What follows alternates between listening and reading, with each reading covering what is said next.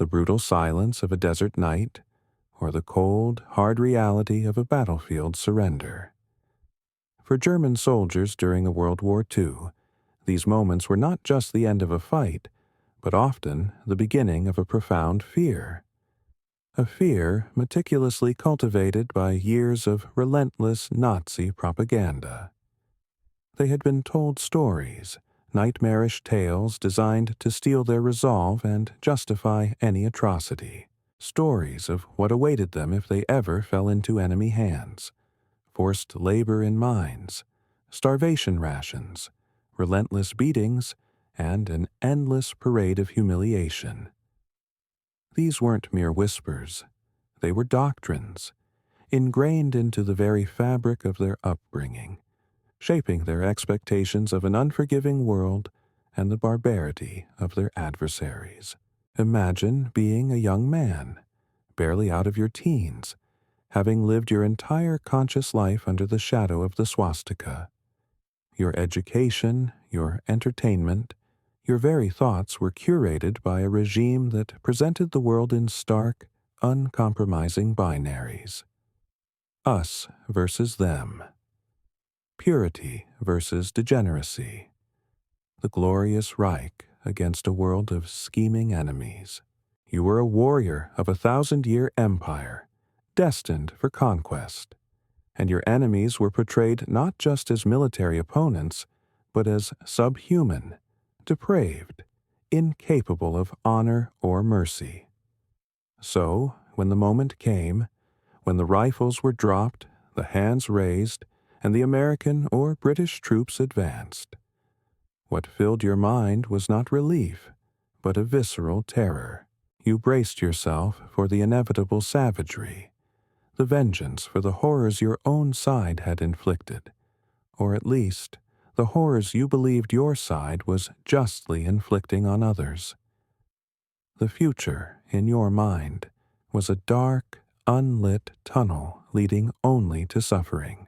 But then, something happened that defied every single one of those carefully constructed narratives. As you were rounded up, disarmed, and marched towards a captivity you believed would be agonizing, a strange anomaly appeared. The American soldiers, in their uniforms, with their disciplined movements, yet something was different. They weren't snarling, not lashing out, not raining down the blows you had been taught to expect. Instead, they offered cigarettes, water, perhaps even a strained, awkward joke. The casualness, the almost nonchalant humanity of these supposed barbarians was a bewildering shock. Your mind, steeped in years of ideological conditioning, struggled to reconcile this reality with the deeply ingrained images of merciless foes. Was this a trick? A momentary reprieve before the true cruelty began. Suspicion, a heavy, suffocating blanket, descended upon you, obscuring the faint glimmer of something other than hatred. The journey that followed only intensified this unsettling paradox. Instead of being crammed into filthy cattle cars, destined for some unspeakable fate, many found themselves on proper ships or trains. They were guarded, certainly, but not abused. They were given food, white bread, a luxury many hadn't seen in years, meat, coffee. These weren't meager scraps. These were rations that seemed almost lavish. For men who had known nothing but wartime scarcity, whose families back home were struggling with rationing and the constant threat of starvation, such treatment was utterly baffling. Whispers circulated. Why waste food on the enemy? Why show kindness to men who had tried to kill them? The answers eluded them, and suspicion hardened. Perhaps it was a ploy to keep them healthy for brutal labor, a cruel prelude to even harsher punishments. Some even harbored the terrifying thought that they were being fattened up for medical experiments. a chilling testament to the depth of the horror stories instilled by Nazi propaganda. The very concept of human dignity, even for an enemy, was so alien to their lived experience under the Nazi regime that they could only interpret unexpected kindness as a sinister deception. As the ships cut through the vast expanse of the Atlantic, the heavy silence on the decks was palpable. These were men who had been molded by a singular purpose: to conquer Europe, to follow the Führer's commands, to embody the chosen warriors of a 1,000-year Reich.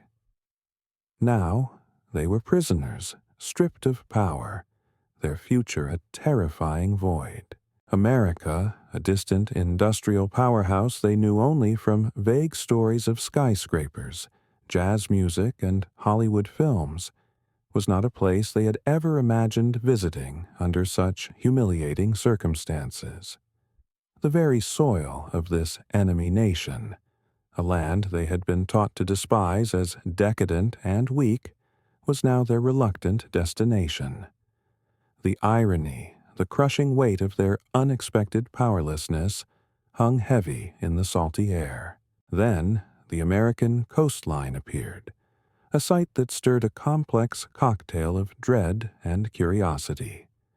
Towering harbors, sprawling cities that seemed to stretch endlessly, and rows upon rows of factories confirmed the tales of America's industrial might.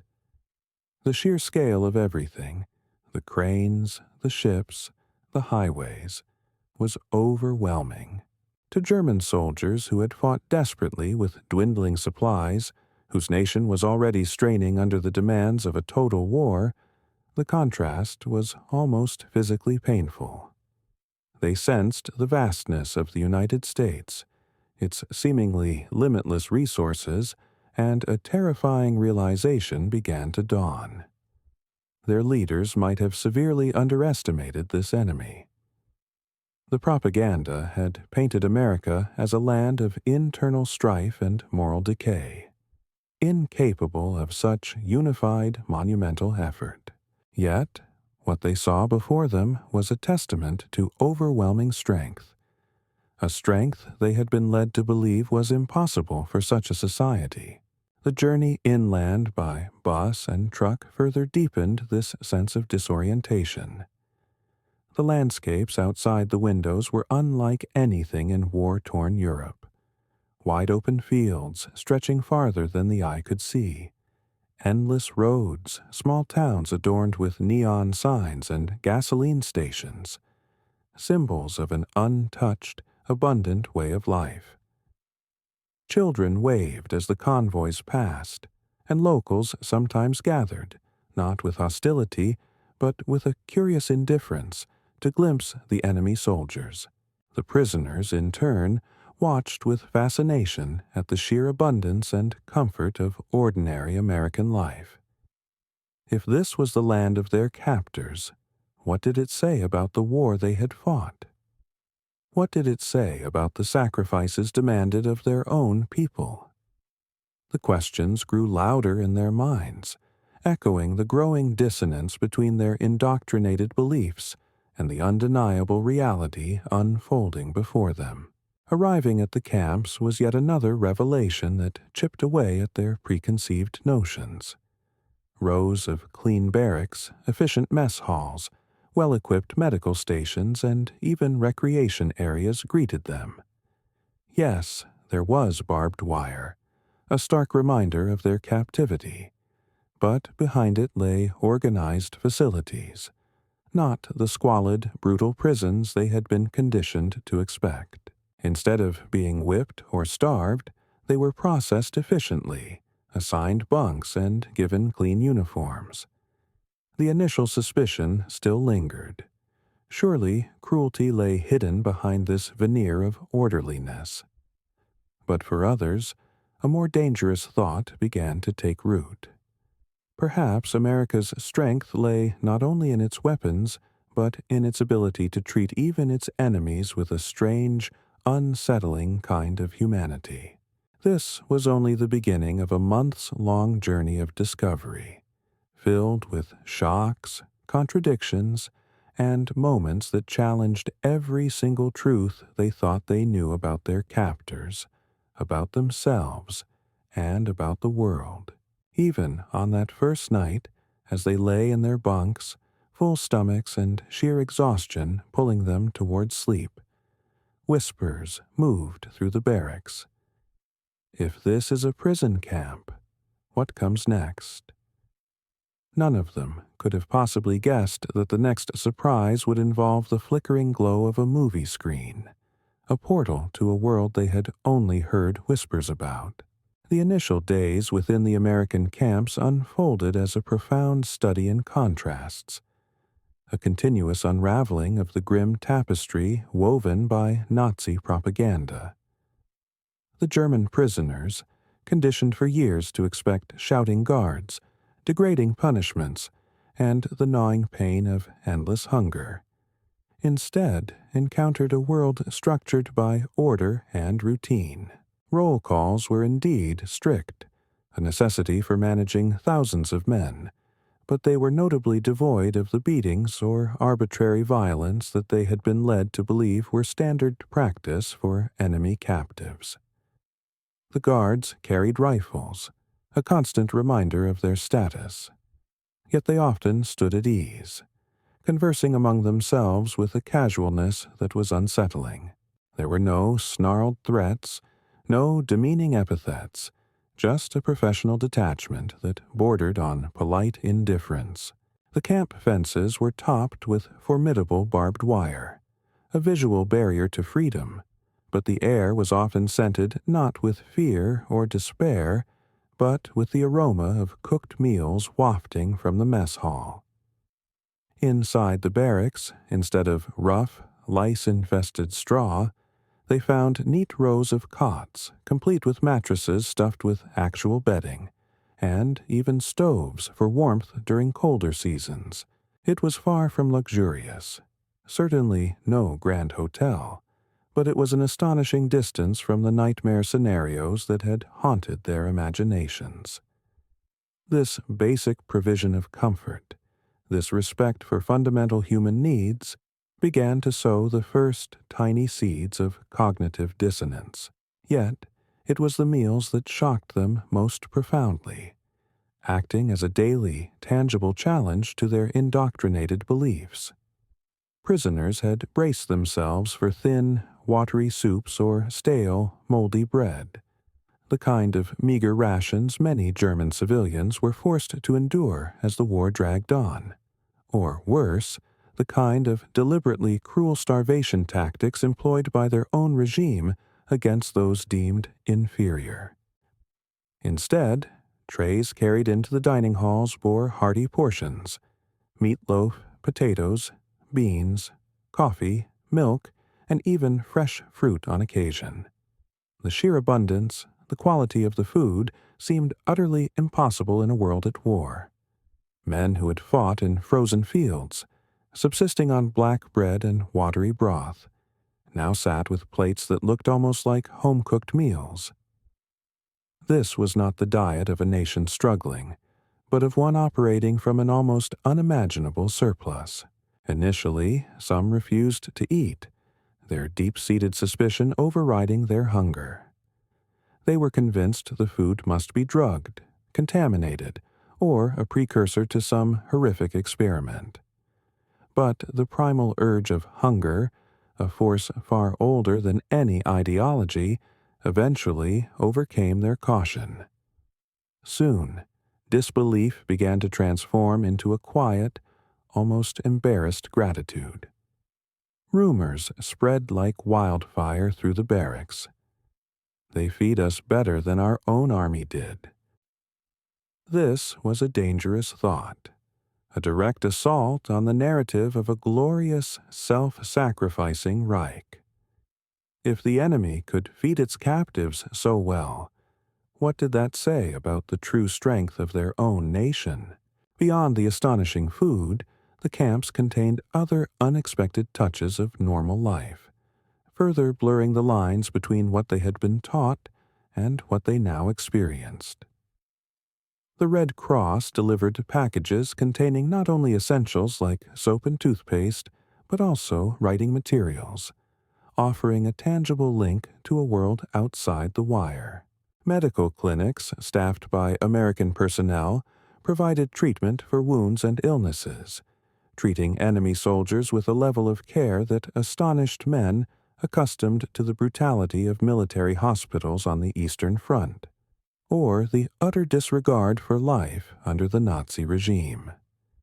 Guards occasionally handed out cigarettes, a small luxury that fostered a strange, almost human connection. And some camps even boasted small libraries, stocked with books and newspapers.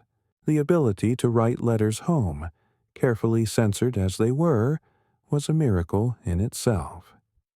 The very act of putting pen to paper, of formulating words to describe a reality that defied easy explanation, and then the profound emotional jolt of receiving a letter back from a family they thought lost, restored a vital link to the world they believed they had forever left behind. It was a reconnection to their humanity, to their personal identity beyond that of a soldier of the Reich. Discipline, of course, existed. Escape attempts were met with punishment, and curfews were enforced without exception. Yet the punishments were often confinement or withdrawal of privileges rather than the brutal violence they had been prepared for. The Americans seemed more concerned with maintaining order and the smooth functioning of the camp than with inflicting gratuitous cruelty. This attitude profoundly unsettled the prisoners. They had been taught that Americans were ruthless, decadent barbarians, utterly incapable of discipline, fairness, or moral rectitude. Instead, they found themselves living under rules that, while strict, carried a strange, almost alien sense of fairness. The camps were designed to contain men, to remove them from the battlefield, not to break their spirits or crush their will. Even the physical surroundings outside the fences baffled them. Many camps were located in the rural heartlands of the American South, Midwest, and West. Through the barbed wire, the prisoners could glimpse endless farmlands, vast forests, and quaint small towns, scenes of peaceful domestic life. Farmers sometimes worked nearby fields, and, in some places, prisoners were even sent out under guard to assist with agricultural labor. They were shocked to see American civilians treating them not with hatred or vengeance, but with a curious indifference, as if they were just another group of workers passing through.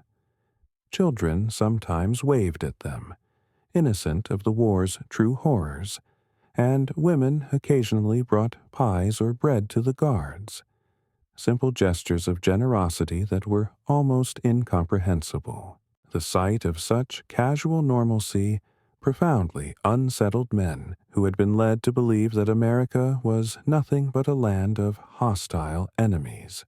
At night, when the barracks grew quiet, these contradictions fueled hushed conversations. "Is this really captivity?" one would ask, his voice barely a whisper. Another might reply, "Maybe they are preparing us for something worse. The true punishment is yet to come." But then a more dangerous, insidious thought would surface, often from a younger, less jaded soldier. Maybe what we were told about America was wrong. These quiet conversations, born out of shared experience and mutual bewilderment, became fertile ground for seeds of doubt. For men trained to see the world in absolute terms, the Reich as the pinnacle of civilization, the Allies as barbaric, decadent forces, the everyday kindness and comfort of camp life threatened to erode the certainty that had once seemed utterly unshakable. It was a subtle, psychological warfare that no bullet could replicate, no bomb could achieve.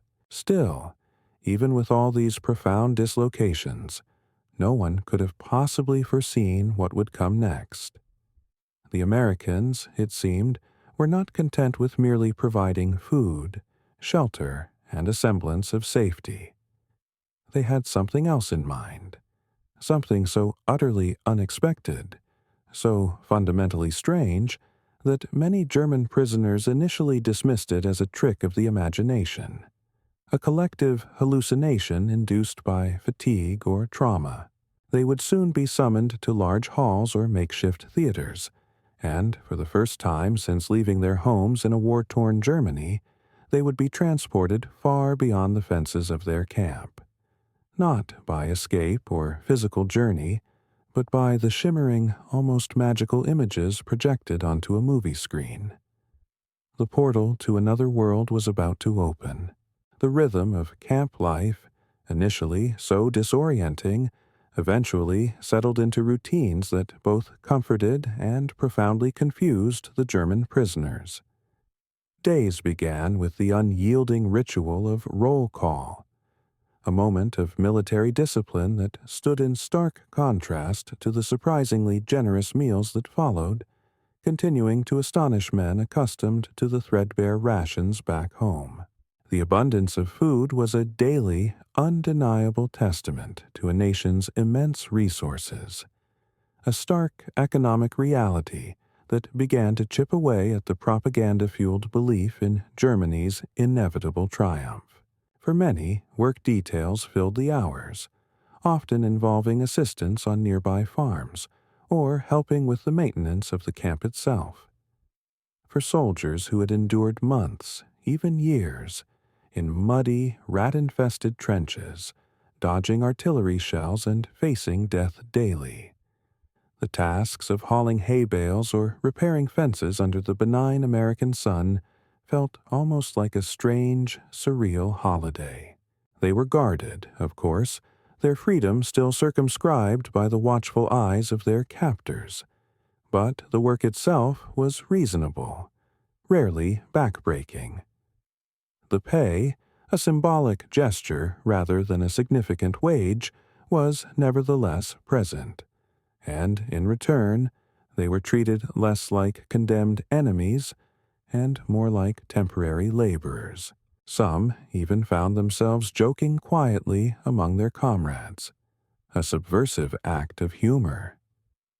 If this is prison, what does freedom look like? The question hung in the air, a silent challenge to their former worldview. Leisure hours proved even more disorienting, a stark departure from the endless punishment drills or enforced silence that might be expected in a wartime internment. Instead, within the fenced compounds, spaces for recreation began to materialize. Soccer fields and volleyball courts appeared, prompting prisoners to form teams and stage matches. American guards, often standing at the edges of these makeshift playing fields, would sometimes watch, even cheer, and, on rare, astonishing occasions, even join in. There were chessboards and card games in the barracks, simple pastimes that offered a sliver of normalcy. Those who possessed artistic talents, whether drawing or carving, were encouraged to pursue their crafts, with materials sometimes provided by the Red Cross. A few camps, reaching an almost surreal level of cultural activity, even organized small orchestras, with instruments supplied through humanitarian aid, their music drifting over the barbed wire in the evenings, a haunting melody that transcended the brutal realities of war. The atmosphere was, in a word, surreal. Men who had fought with bitter ferocity in the sun-baked deserts of North Africa or the frozen fields of Europe now spent their evenings playing Mozart or laughing over card games, as if the war, the existential struggle that had defined their lives, existed in some faraway abstract world. Clothing, too, defied expectation. Issued camp uniforms were simple but clean, sturdy, and included coats for the colder months, Compared to the ragged, lice-infested gear some had worn in battle, facing the constant threat of hypothermia or infection, these basic provisions felt like an unexpected blessing, a restoration of fundamental human dignity. Hygiene facilities offered soap, regular showers, and even barber services. German soldiers who had marched through villages reduced to rubble, who had seen humanity stripped bare by conflict, were astonished at the basic respect afforded them here, even as captives. Some whispered nervously among themselves, "Why are they treating us so well? What do they want from us?" Suspicion lingered, a ghost of their indoctrination, but the undeniable reality of their present circumstances chipped away at its foundation. Their American captors seemed less interested in breaking them and more focused on maintaining their health and, perhaps, their sanity. The abundance of meals continued to provide endless fodder for conversation and profound reflection. The availability of white bread, real butter, meat, and milk stunned men who knew, with a terrible certainty, that their families back home struggled desperately to find even basic potatoes and horsemeat. Rumors circulated, often confirmed by the sheer visual evidence, that prisoners were fed nearly the same rations as American soldiers themselves. This knowledge sometimes sparked a profound sense of guilt. How could they write home about such meals, knowing their mothers, wives, and children lived under the harsh realities of rationing, bombing, and the constant threat of scarcity? Yet, this very abundance also planted new, unsettling doubts. How could Germany possibly win against a nation capable of feeding its enemy this well? A nation whose productive capacity seemed limitless. Entertainment, beyond the sports and games, came in smaller forms at first. Censored newspapers, allowed into the camp, offered tantalizing snippets of the world outside the wire. Many prisoners were genuinely surprised by how openly American papers criticized their own government and military leaders.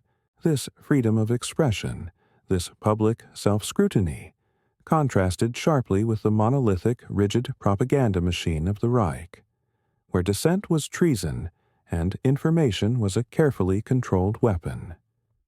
Books in camp libraries ranged from classics of German literature, offering a nostalgic connection to their cultural heritage, to American novels translated into German. Reading Mark Twain or Jack London by the dim lamplight in a barracks seemed almost unreal, a bizarre convergence of worlds. Slowly, imperceptibly, an unexpected picture of America began to emerge. A place of contradictions, yes, but not the barbaric, decaying wasteland they had been taught to hate. It was a place of vitality, of open discourse, of a strange, unsettling freedom. Yet, even with these profound shifts in perception, the greatest shock, the most disorienting revelation, was still on the horizon.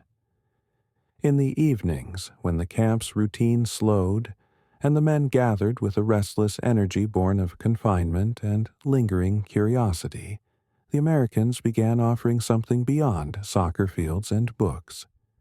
Prisoners were summoned, sometimes to large mess halls, sometimes to open areas cleared for the purpose. A projector would be set up, its mechanical hum a prelude to the impending magic. A white sheet, stretched taut across a wall, became the canvas. And soon, beams of light, vibrant and alive, would cut through the gathering darkness. At first, many German soldiers simply could not believe what they were seeing. Moving images, larger than life, flickered into view. The Americans were letting their enemies watch movies, and not just any movies, not heavy-handed propaganda reels designed to humiliate, not didactic lectures on American superiority, but actual Hollywood films. For men trapped behind wire, confined to a small plot of earth, it was as if a portal to another vibrant, exhilarating world had suddenly opened. The disbelief that had begun with plentiful food and unexpected comfort now reached new, almost astronomical heights. Could this truly be happening? Was this another trick, a subtle form of psychological torture? The sheer audacity of it, the generous, almost indifferent offering of pure entertainment to men who had tried to destroy their nation, defied all logic based on their previous experiences. When the first reels began to spin inside the camps, an immediate, almost reverent silence fell over the gathered prisoners.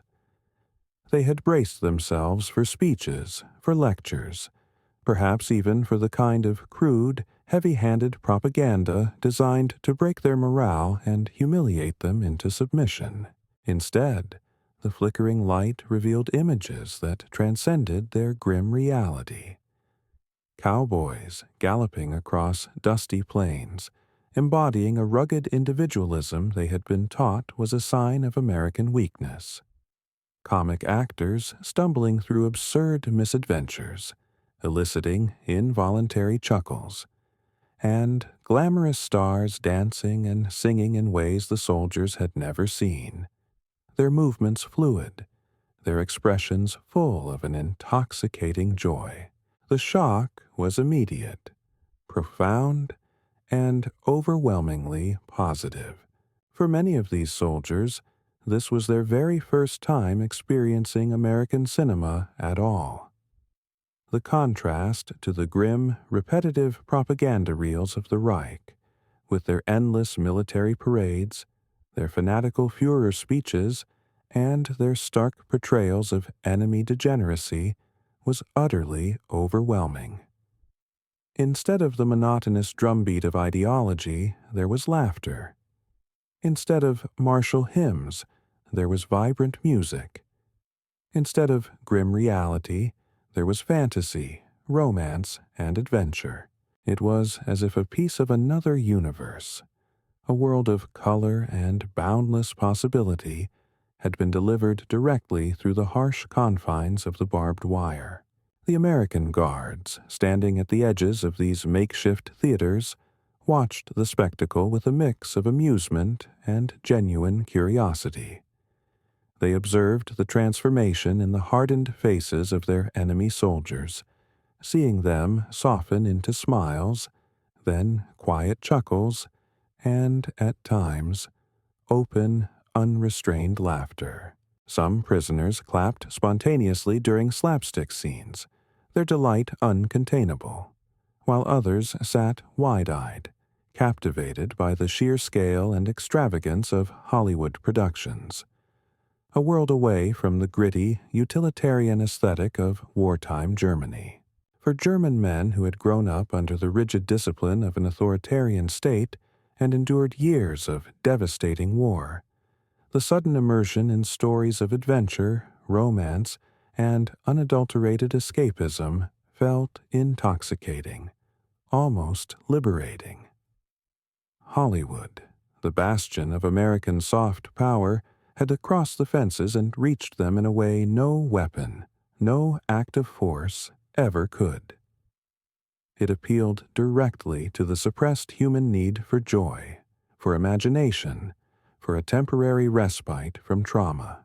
Not every reaction, however, was simple amusement or childlike wonder. Some soldiers, particularly the more ideologically hardened or senior officers, grew profoundly uneasy at the casual freedom portrayed on screen. They witnessed men and women openly flirt. Characters criticize their bosses without fear of reprisal, and poor individuals rise above misfortune through sheer wit and charm, often challenging established hierarchies. Such scenes directly contradicted everything they had been told about America, that it was a land of corruption, chaos, moral decay, and, ultimately, weakness. Instead, they glimpsed a society where even ordinary people seemed to possess inherent dreams, where individual dignity was valued, and where a certain irreverence towards authority was not only tolerated but celebrated. This profound contradiction gnawed at them in the dark as the projector clicked away, each frame a silent, powerful question mark against their deeply held beliefs. Could it be that their leaders had lied about the enemy all along? Newsreels, carefully chosen and presented, added another layer of surprise and, for some, a chilling sense of dread. While undoubtedly highlighting the American war effort, they often showcased bustling factories, immense fleets of ships, and soldiers marching with an unwavering confidence that spoke volumes. For prisoners who knew firsthand how desperate supplies had become in Germany, how their own industries were crumbling under relentless bombing and resource scarcity, these images were almost unbearable. The sheer abundance of machinery, the seemingly endless rivers of tanks rolling off assembly lines, the crowds of well-fed, energetic workers, all served as devastating reminders that the Reich could not possibly hope to outproduce, let alone outlast, such an industrial behemoth. Yet, even these stark revelations of overwhelming power were delivered not with cruelty or overt triumphalism, but almost casually, subtly woven between scenes of comedies and musicals.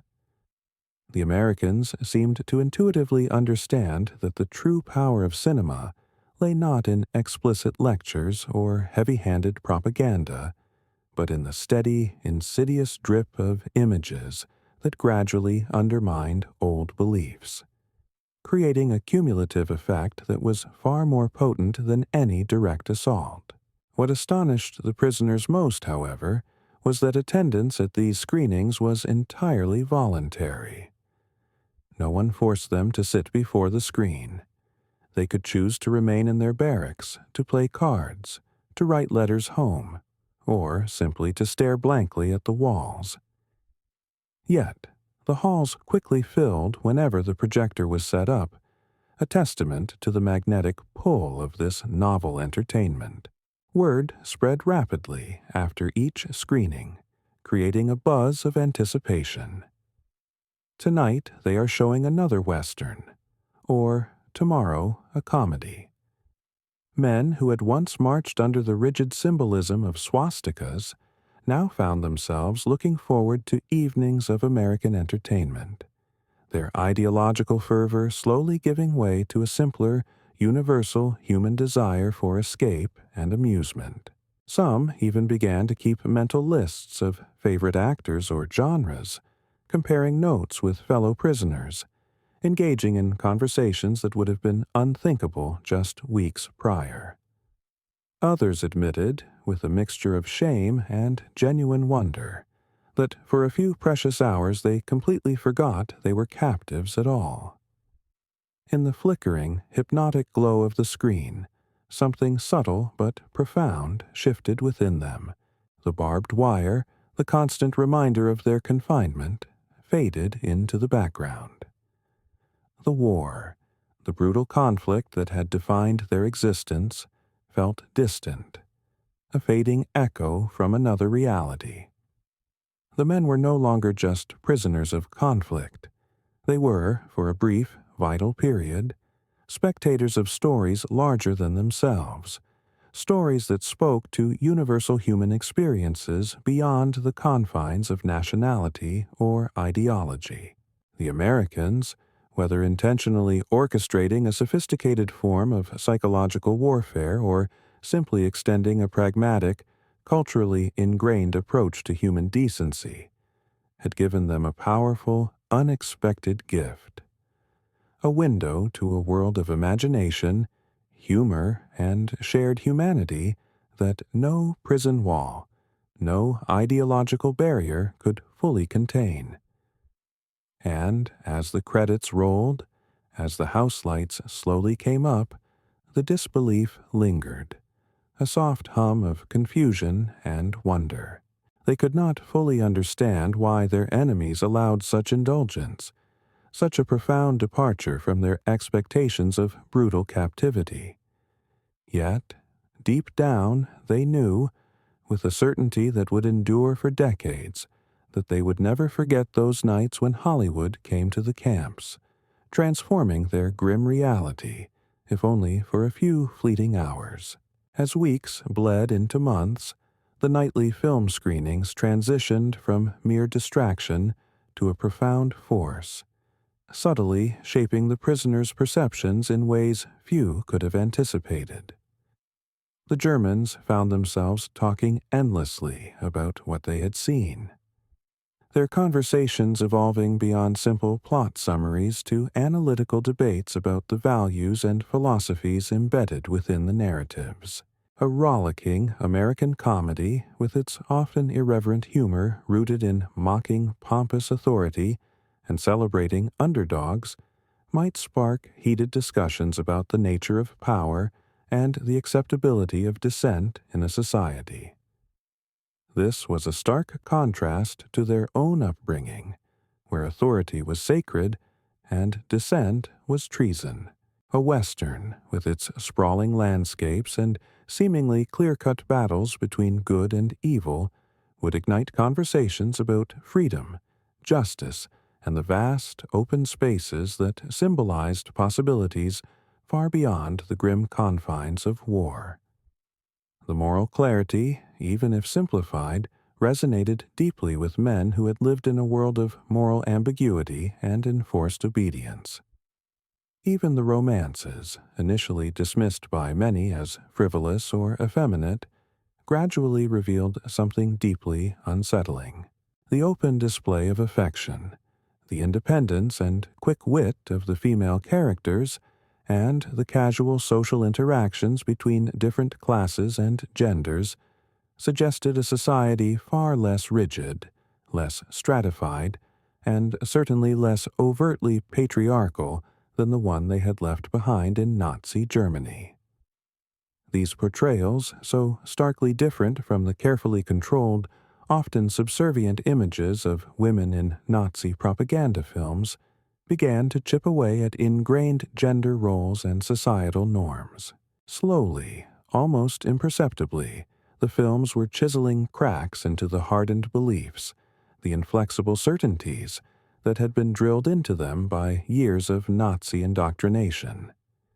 It was a gradual erosion, not a sudden collapse, but its effects were undeniable. The guards, with their unique vantage point, began to notice the transformation. The raw hostility of new arrivals, once sharp and simmering beneath the surface, visibly dulled over time. Prisoners who had initially shouted about the inevitable German victory, about the invincibility of the Reich, now grew quieter, their once unshakable certainty profoundly shaken.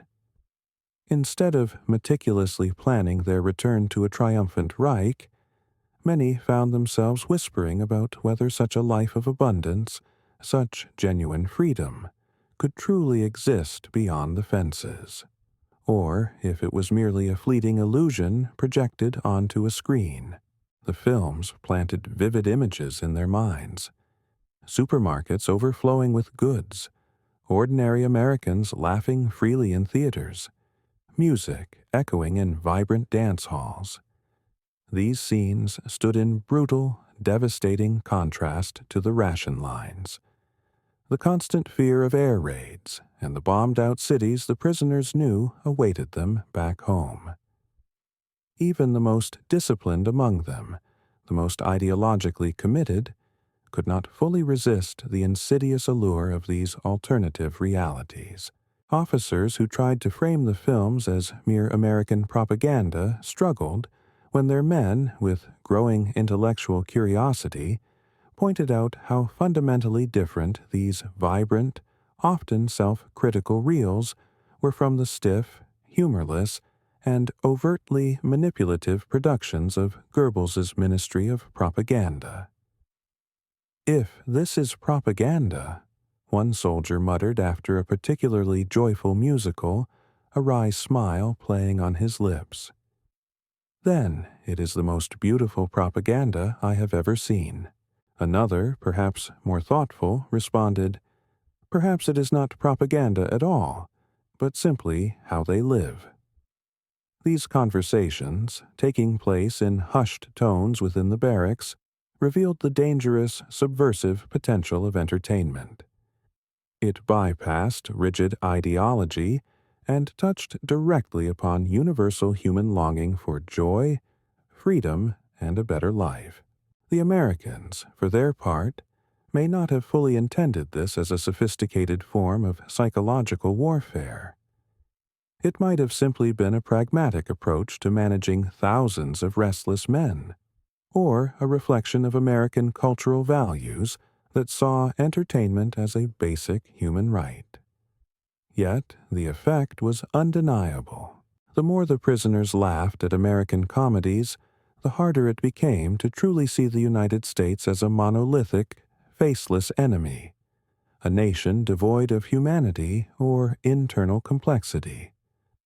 The more they admired the resilience and ingenuity of fictional characters overcoming hardship, the more they began to question the rigid German claim that only absolute discipline and unquestioning obedience led to true strength.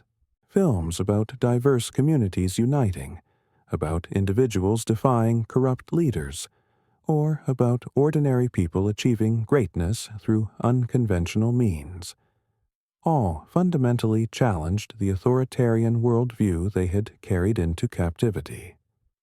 The very concepts of individual agency and a vibrant civil society, so alien to the Nazi system, were being slowly introduced and normalized through the flickering light of the screen. For younger soldiers, those who had been mere teenagers when the war began, the movies were particularly intoxicating. Boys who had been raised on the fervor of Hitler Youth rallies, whose entire worldview was shaped by parades and patriotic songs, saw in Hollywood a profoundly different kind of heroism. Not heroism bound solely to uniform and flag, to blind collective obedience, but to individuality, resourcefulness, and courage in the face of diverse challenges. They scribbled names of actors in notebooks, learned English phrases from repeated screenings, and even tried to imitate the swagger of American cowboys, finding new archetypes of masculinity that transcended the rigid militarism they knew. What began as a mere entertainment, a way to pass the endless hours of captivity, slowly but surely transformed into a deep cultural fascination, a gateway to an entirely new understanding of the world. Letters home, though meticulously censored, began to hint at these profound shifts. Families back in Germany, reading between the carefully chosen lines, sensed that captivity in America was not the grim ordeal they had been led to expect, nor the agonizing fate their propaganda had promised. Some prisoners, speaking with a touch of wistful nostalgia, described how the films reminded them of peacetime, of innocent moments in their youth before the relentless machinery of war consumed everything. Others confessed privately to trusted comrades that they dreaded the day they would eventually leave the camp, fearing they would never again encounter such abundance, such a sense of freedom, such lightheartedness. The initial disbelief of the first screenings had given way to something far more lasting, a quiet, internal transformation of their worldview. Barbed wire still enclosed them, a physical cage, but in their minds, horizons were expanding, old certainties collapsing. The glow of Hollywood had seeped into their thoughts, subtly undermining the foundations of their deeply held beliefs. They had entered the camps as loyal soldiers of the Reich. Now, slowly and inexorably, they were becoming men who could not look at the world, or indeed at themselves, in the same way. The Americans, perhaps inadvertently, had discovered that cinema, the power of story and cultural exchange, could soften even the hardest of enemies, not with brute force, but with a gentle, persistent persuasion that resonated with the deepest human desires for meaning, connection, and understanding.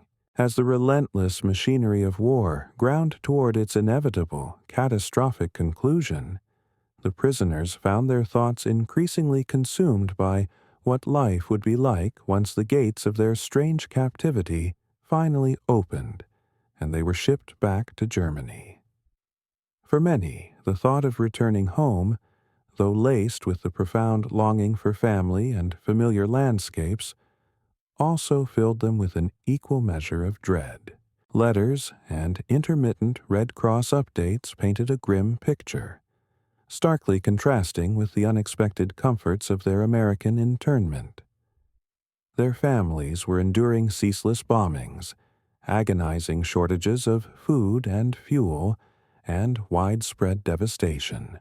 The cities they had grown up in, the very foundations of their youth, were being systematically reduced to rubble, and the once proud, supposedly invincible Reich was shrinking by the day, its borders collapsing under the relentless Allied advance. The chasm between the stark reality of home and the surreal, almost dreamlike comforts of captivity in America weighed heavily on their minds. Among the countless stories they would carry back, none seemed more unbelievable, more profoundly alien to their countrymen than the nights they had spent watching American movies. It was a paradox that would define their post-war experience, a secret shared among those who had lived it, yet almost impossible to articulate to those who hadn't.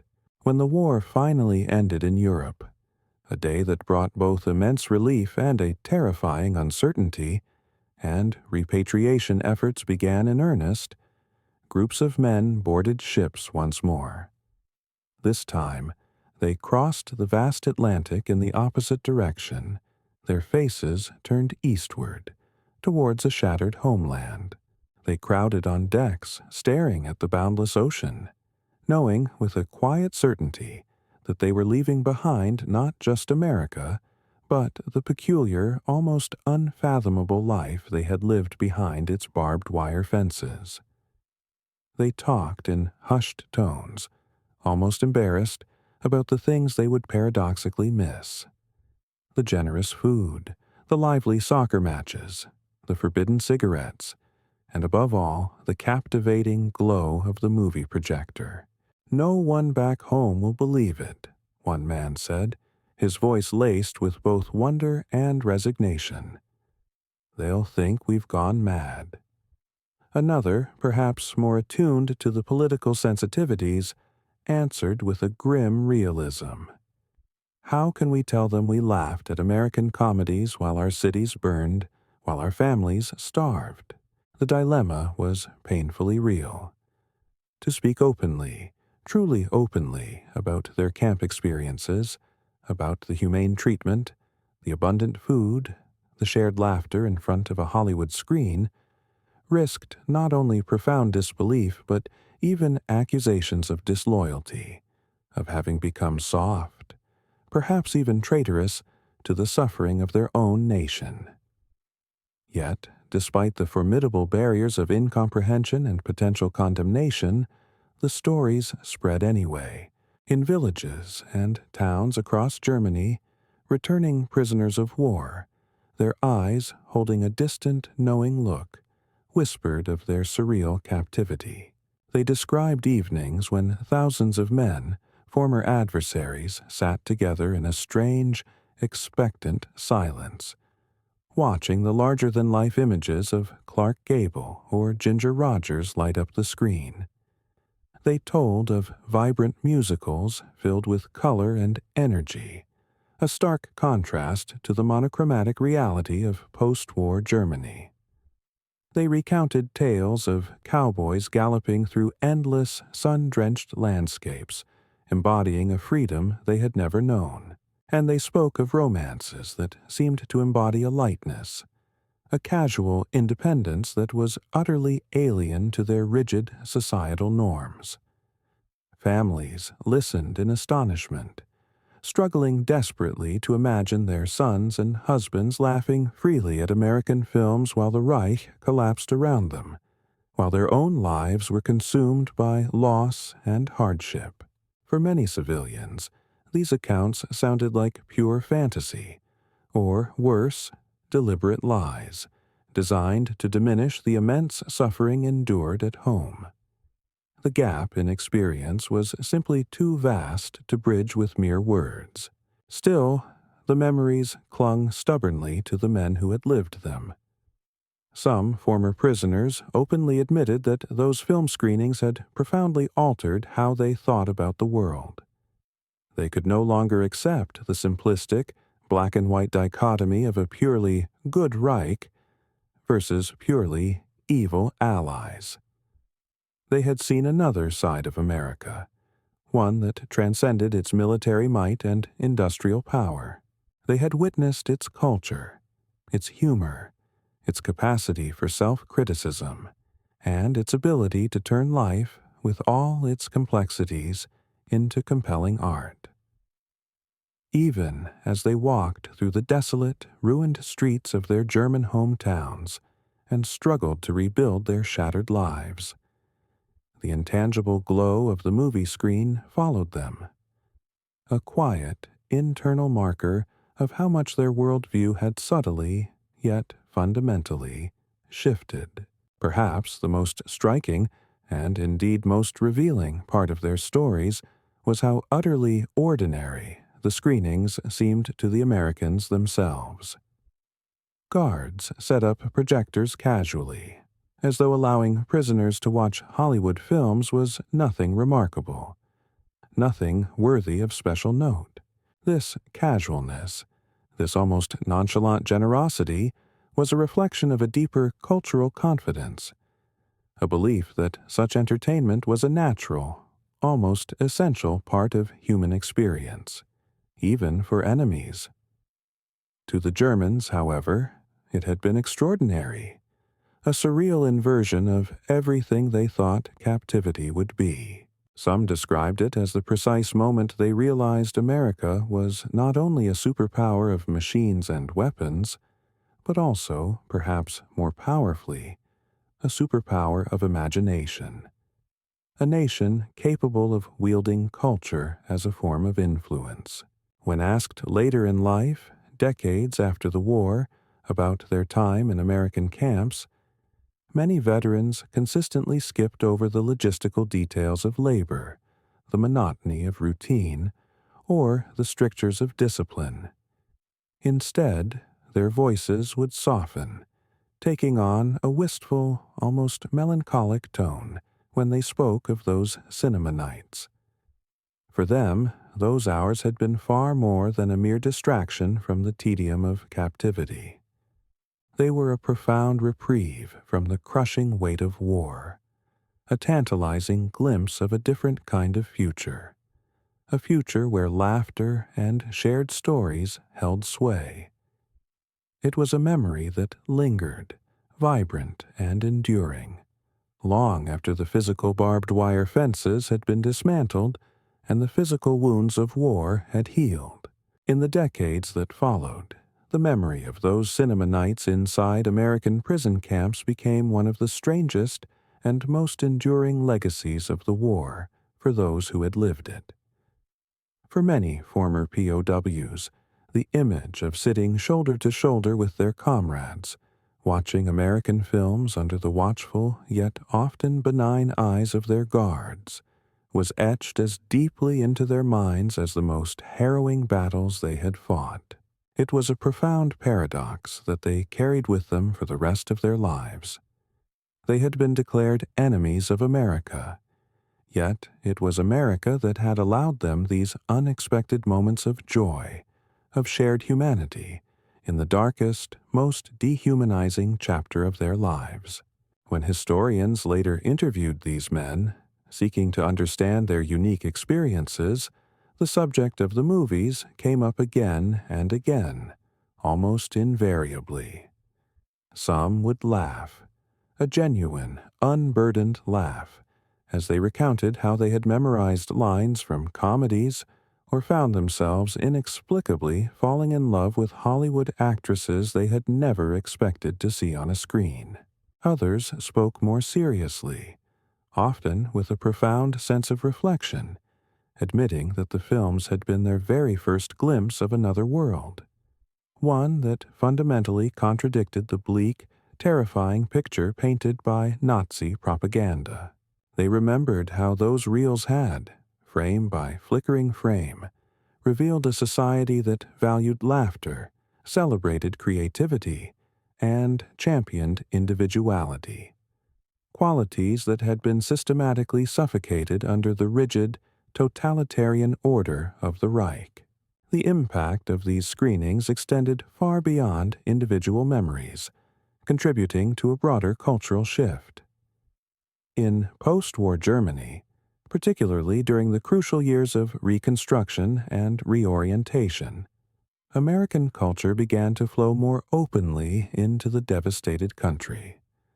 Former POWs, often without intending to, became powerful, albeit unofficial, cultural ambassadors.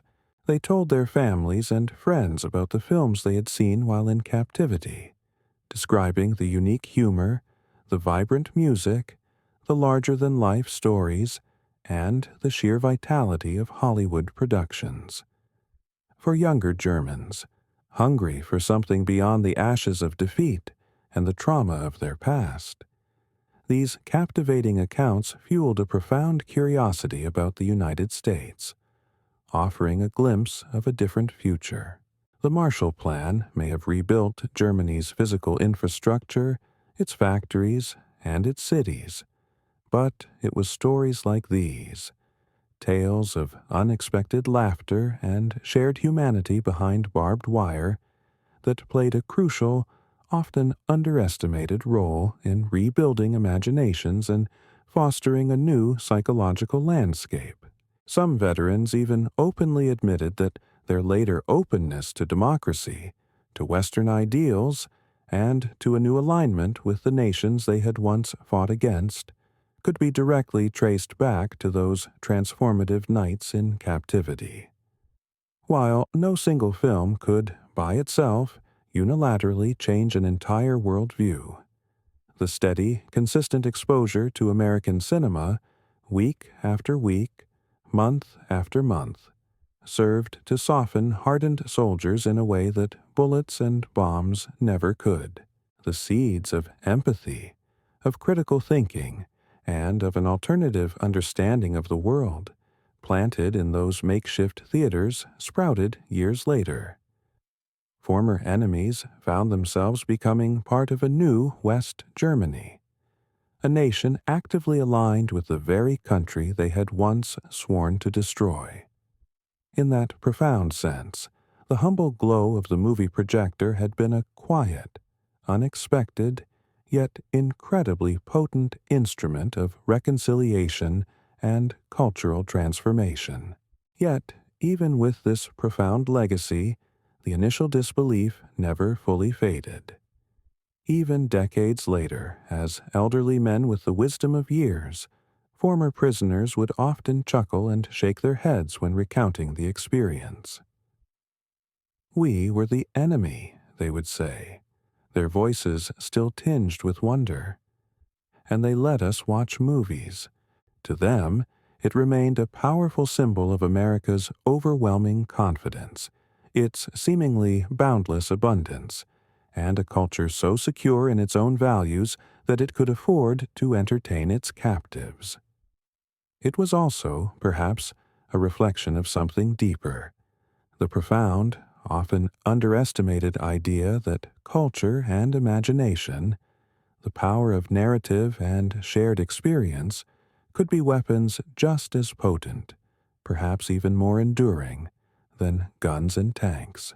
The legacy of those screenings lives on, not only in the cherished personal memories of those who lived through them, but also in the invisible cultural bridges they helped to build between former adversaries. Men who had once marched for Hitler, indoctrinated in a world of rigid ideology and hatred, carried home a secret story of nights when laughter, music, and dramatic narratives filled the halls of their prison. They told their children and grandchildren, sometimes in whispers, sometimes with tears in their eyes, about how they had seen America not through the cold, unforgiving sights of a rifle, but through the warm, captivating glow of a movie screen.